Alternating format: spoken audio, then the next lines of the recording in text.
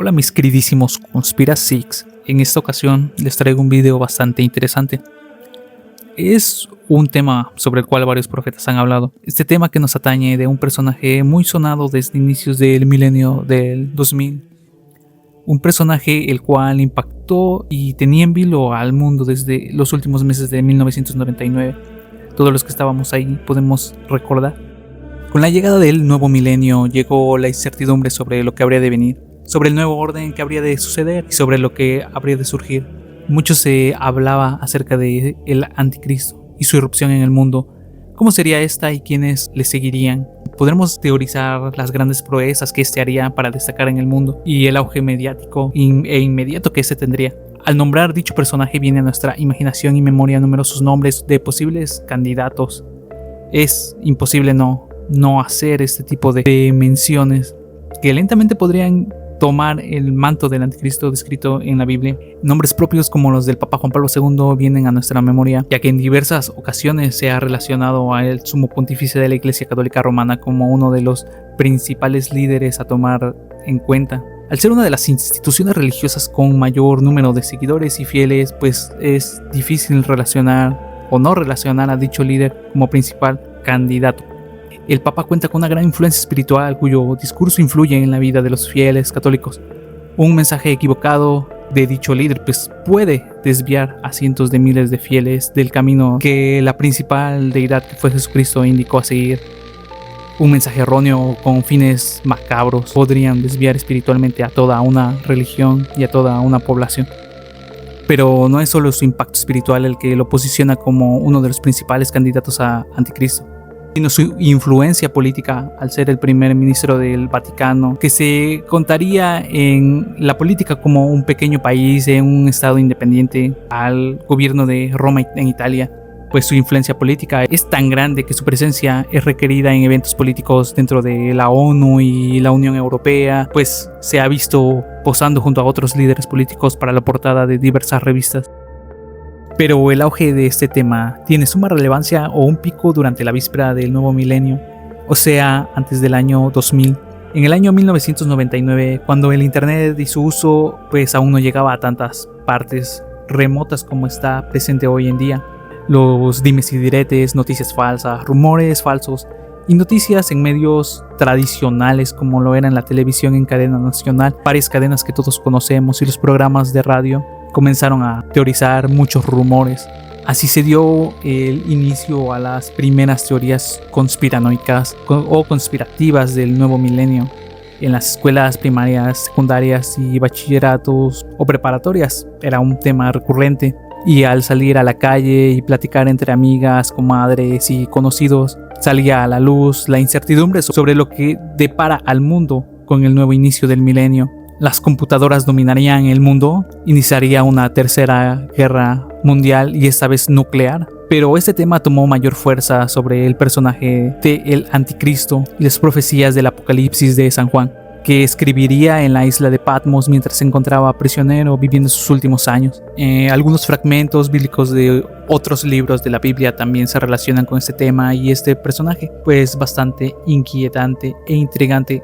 Algunos dicen de esta forma: nadie os engañe en ninguna manera, porque no vendrá sin que antes venga la apostasía y se manifieste el hombre de pecado, el hijo de perdición, el cual se opone y se levanta contra todo lo que se llama Dios o es objeto de culto, tanto que se siente en el templo de Dios como Dios, haciéndose pasar por Dios. Tesalonicenses 2:3. Como podemos observar las escrituras bíblicas judeocristianas, antes del regreso de Jesús, el Mesías para los creyentes del cristianismo y judaísmo mesiánico, vendría un momento en la historia de la humanidad en donde habría confusión llamada apostasía, la cual se describe como salir o desviarse del camino.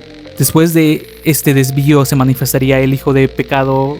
Es una clara referencia al advenimiento del anticristo o antimesías, el cual se levantaría como falso anticristo o falso Dios según varias interpretaciones en la escatología de la profecía bíblica, o esto creemos, pues este personaje se tendría que sentar en el trono de la casa Ben David o el trono de David.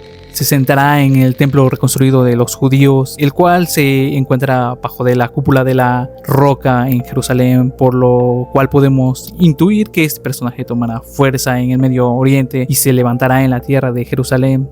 y se hará llamar a sí mismo pues como el Dios Todopoderoso. ¿Cuándo serán estas cosas y qué señales habrá de tu venida y del fin del siglo? Respondiendo Jesús dijo: mirad que nadie os engañe, porque vendrán muchos en mi nombre diciendo yo soy el Cristo, y a muchos engañarán. Por tanto, cuando veas en el lugar santo a la abominación desoladora de la que habló el profeta Daniel, el que le entienda, entonces los que están en Judea huyan a los montes, y el que esté en la azotea no descienda para tomar algo de su casa, y el que esté en el campo no vuelva atrás para tomar su capa. Mas hay de los que estén en cinta y de las que críen en aquellos días. Mateo 24.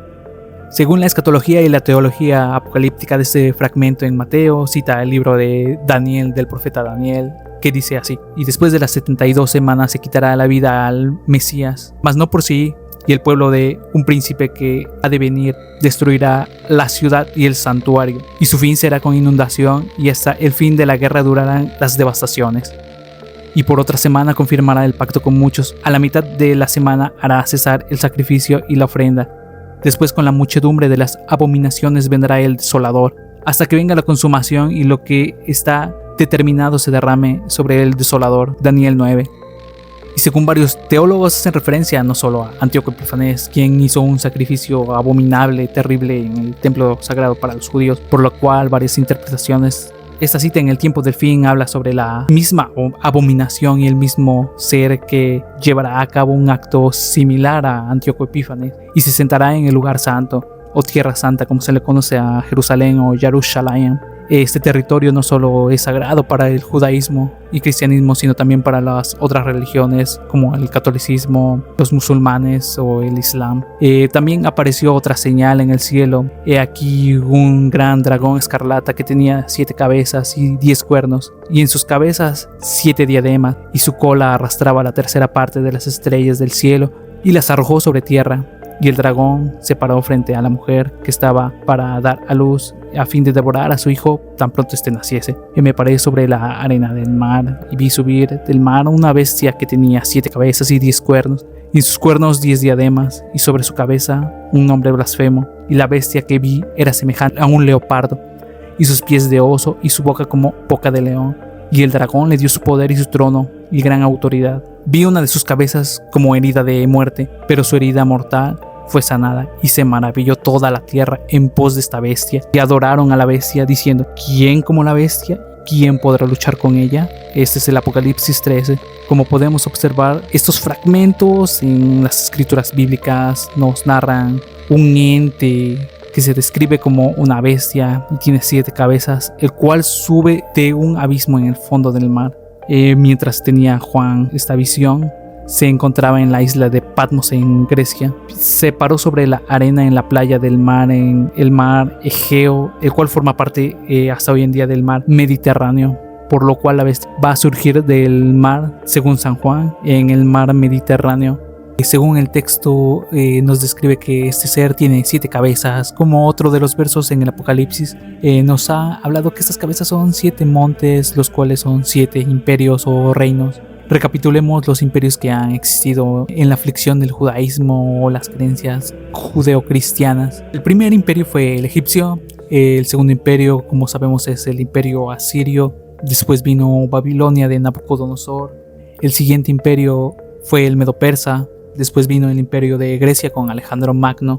Le siguió el imperio romano con los césares romanos, con Julio César, Constantino. Y podemos asumir que el imperio siguiente es dividido en 2, que son el Imperio Otomano en el oriente y el Sacro Imperio Romano en el occidente. Recordemos la división que ocurrió del Imperio Romano, que se divide en 2 facciones o en 2 bandos. Según la escatología, los montes sobre los cuales se sienta esta llamada la Gran Ramera son 7 reinos o 7 imperios. Podemos asumir que son 7 naciones con sus gobernantes. La bestia que has visto era y no es, y está para subir del abismo e ir a perdición. Y los moradores de la tierra, aquellos cuyos nombres no están escritos desde la fundación del mundo en el libro de la vida, se asombrarán viendo a la bestia que era y no es, y será. Esto para la mente que tenga sabiduría. Las 7 cabezas son 7 montes sobre los cuales se sienta la mujer, y son 7 reyes, 5 han caído, uno es, y el otro aún no ha venido.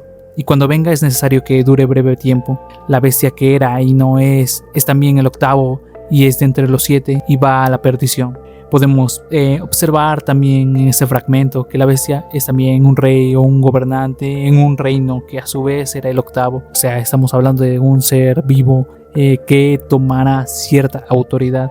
Pero ¿por qué decimos que la bestia y el anticristo son la misma entidad? Según la escritora y su interpretación, la bestia es representación espiritual de un ser demoníaco, el cual yace en el abismo. En un periodo anterior a Juan y el Imperio Romano, esta bestia ya había existido y por eso era. Pero en tiempos presentes que escribía Juan, la bestia no era, pero estaba por ser nuevamente. Esta bestia espiritual o demonio tomará posesión del jinete en el caballo blanco, descrito en el primer sello del Apocalipsis, el cual sale venciendo para vencer. Y según el libro de Daniel, en su visión de las 4 bestias, cada una de ellas representó a un imperio. Cada una de estas bestias espiritualmente pues fue un príncipe o un principado demoníaco, el cual en el libro de Daniel detuvieron a el arcángel Gabriel o el ángel Gabriel, que pues todos conocemos como el mensajero, el cual traía un mensaje urgente e importantísimo para Daniel, pero después tenía que combatir al principado o demonio que gobernaba en Grecia, imperio que sucedió al imperio medo-persa, que fue guiado por Alejandro el Grande o Alejandro Magno. En la visión de las 4 bestias, la bestia con cabeza de león y alas de águila era el imperio babilonio o Babilonia del gran Nabucodonosor. La bestia en forma de un oso que era más fuerte en un costado que de otro era el imperio de Medo-Persa o Medo-Persa de Ciro, el cual era más fuerte por parte del imperio persa y pues mucho más débil por parte de la facción Medo. Después vino otra bestia semejante a un leopardo con 4 alas de ave. El leopardo pues todos podemos asumir que representó al imperio griego de Alejandro el Grande, Alejandro Magno, el cual era pues veloz en sus conquistas y avanzaba rápidamente y ferozmente. Liderazgo e inteligencia le ganó gran reconocimiento entre los líderes que reconocemos de aquellos tiempos y en la historia lo ponen como un gran líder. Conquistó con tal velocidad que como caza un leopardo, una de las bestias más rápidas y hábiles en cuanto a la caza. Y las 4 alas fueron sus 4 generales que le sucedieron. Fue Casandro, Ptolomeo, Seleuco y Antíoco, quienes establecieron sus dinastías después de la muerte del gran Alejandro, siendo la dinastía ptolomeica una de las más importantes en Egipto, de donde descendía Cleopatra, o la dinastía seleucida, de la cual descendía Antíoco Epífanes.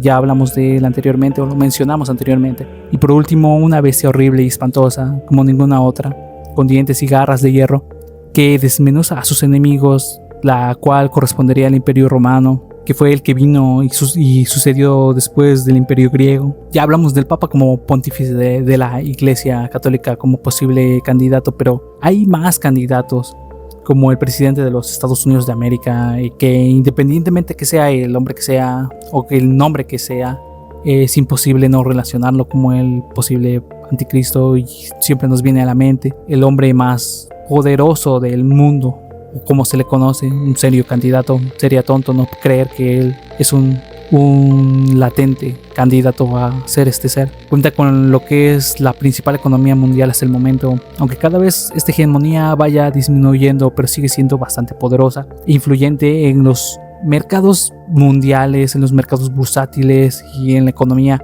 Su arsenal nuclear es bastante grande, cuenta con numerosas armas de destrucción masiva y su ejército tiene de las mejores tecnologías armamentísticas del mundo. Naves aéreas con tecnología de punta que vienen cargadas con miles y miles de misiles de corto y largo alcance, o naves en el mar con portaaviones, estos jets de combate militar también equipados, estos buques con misiles de largo alcance, submarinos con misiles de corto y largo alcance, con ojivas nucleares, y cuentan con bases militares en puntos estratégicos en el mundo y reservas pues bastante numerosas y enormes, listas para cuando sean requeridas. Es imposible pues no ponerle un nombre a este líder, y en los últimos meses suena el nombre del llamado presidente Donald Trump, el actual presidente, quien se eligió en el 2024 como posible líder, quien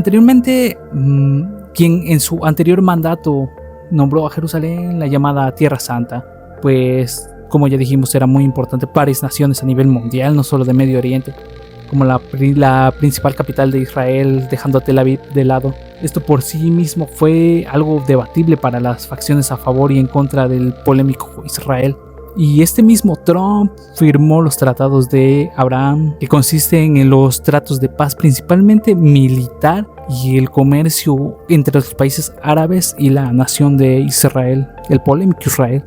Tratados así hacen cuestionar la importancia de este presidente como un serio y relevante candidato a Mesías o Anticristo. En el libro de Daniel, las características de estas 4 bestias pues estaban reunidas en toda una última gran bestia que es semejante a la del Apocalipsis, la cual tiene 7 cabezas y 10 cuernos y es como un león correspondiente al imperio de Babilonia, un oso fuerte por parte del imperio medo-persa, como un leopardo veloz y sagaz por parte de Grecia, y garras y colmillos que desmenuzaban de hierro por parte del imperio de Roma.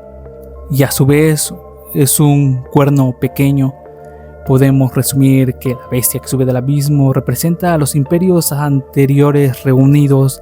Todos estos imperios que fueron poderosos se reúnen en una última gran bestia y que a su vez pues representa un príncipe demoníaco el cual posee al anticristo, quien es el cuerno pequeño, el cual a su vez es la bestia.